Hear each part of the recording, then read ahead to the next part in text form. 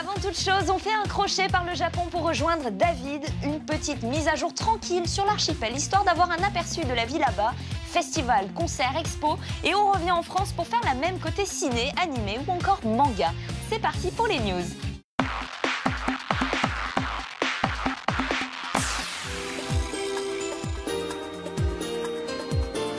Konnichiwa, salut à tous. Aujourd'hui, nous sommes dans la préfecture de Saitama, au nord de Tokyo, et on va profiter des sakura dans le joli parc de Showa Kinen.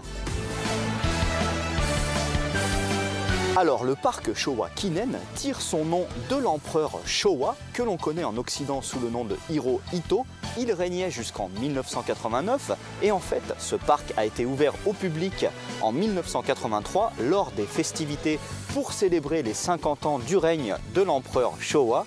C'est un très grand parc avec une très belle diversité d'arbres. D'ailleurs, c'est tellement grand que beaucoup de gens louent des vélos pour faire le tour. Ça fait une promenade de 11 km.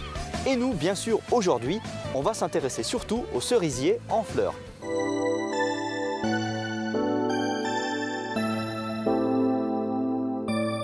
En matière de sakura, c'est plutôt royal ici.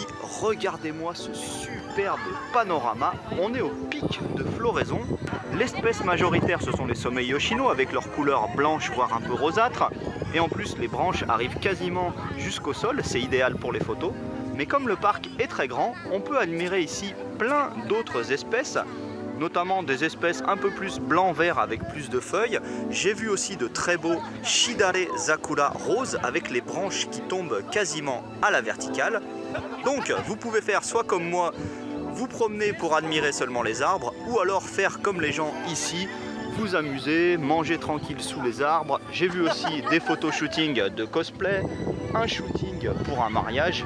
Et le plus marrant, ce sont ces deux-là qui sont tranquilles dans leur tente de camping sous les sakuras.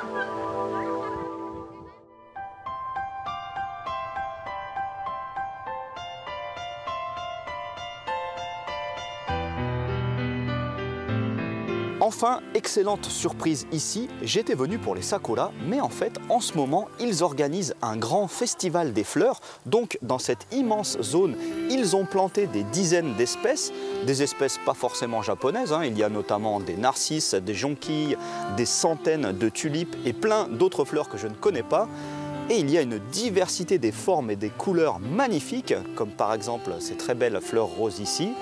Bref, sur les bords de ce petit lac, c'est somptueux. On a l'impression de se promener au milieu d'un tableau impressionniste.